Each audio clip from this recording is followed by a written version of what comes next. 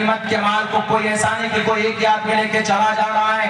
ایسا ہوتا تھا صحابہ کرام کے زمانے میں, تو اللہ کے نبی نے فرمایا برابر سرابر ہونی چاہیے. رب کے طرف سے آرڈر ہوا فَكُلُوا مِمَّا غَنِمْتُمْ, تم غنیمت کے مال کو کھا سکتے ہو, کوئی دقت نہیں, آپس میں بانٹ کر کے کھاؤ.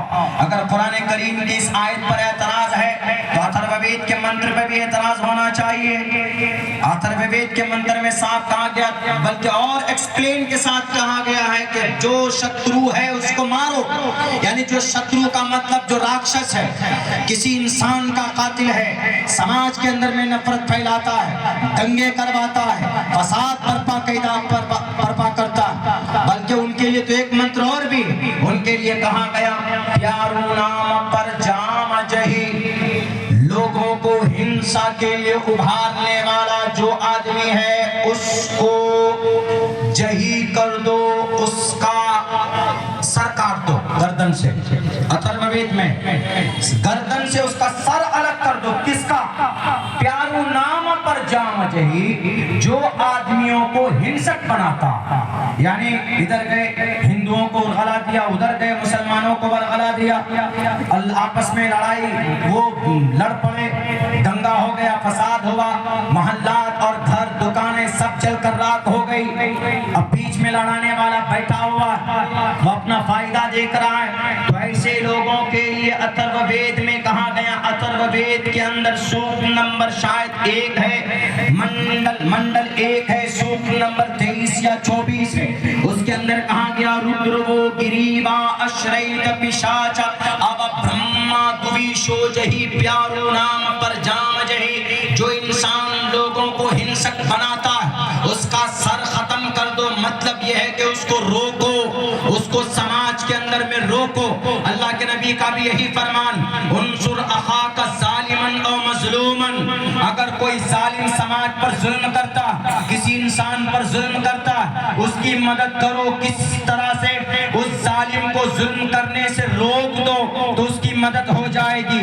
انصر اخاک ظالما او مظلوما, اور جو بیچارے سماج میں مظلوم ہیں, جن کے گھر ختم ہو گئے اور جن کی دکانیں جلا کر راکھ کر دی گئی, یا جن کے اوپر ظلم و ستم کے پہاڑ توڑے گئے, جن کی بیٹیوں کی عزت لوٹی گئی, یا جن کو ہر طرح سے ٹارچر کیا گیا, ایسے لوگوں کی بھی مدد ہونی چاہیے. ہر کوئی ایک دوسرے کی مدد کرے. بھارت کی یہی سنسکرتی اور یہی تہذیب. اگر کوئی ہندو پریشانی میں ہے تو مسلمانوں کو مدد کرنا چاہیے, اگر مسلمان پریشانی میں ہے تو دوسرے مسلمان کو فوراً آ کر اس کی مدد کرنی چاہیے. تمام مسلمانوں کو ایک پلیٹ فارم پر آ کر دیش کی ترقی کے لیے اور اپنی دین کی قلعے کو مضبوطی کے ساتھ آپ یاری و آبپاشی کرنے کے لیے میدان میں آنا چاہیے. ایسا مسلمان نہیں جو اپنے ذاتی مفاد کے لیے چلے گئے درخواست لے کر ہائی کورٹ, وہ دجال ہے, وہ ظالم ہے جو اپنے ذاتی فائدے کے لیے مدرسوں کو بند کرنے کے لیے چلا. مدرسہ کبھی نہیں بند ہو سکتا. یاد رکھو, مدرسوں میں قرآن کی تعلیم ہوتی, اور قرآن اللہ کا کلام ہے, اور قرآن کی حفاظت اللہ کرتا, اور قرآن پڑھنے والوں کی بھی حفاظت اللہ تبارک و تعالیٰ کرتا. اسی لیے اس خیال میں ہو کہ قرآن کو مٹا دیں گے تو انگریزوں سے سبق حاصل کرو.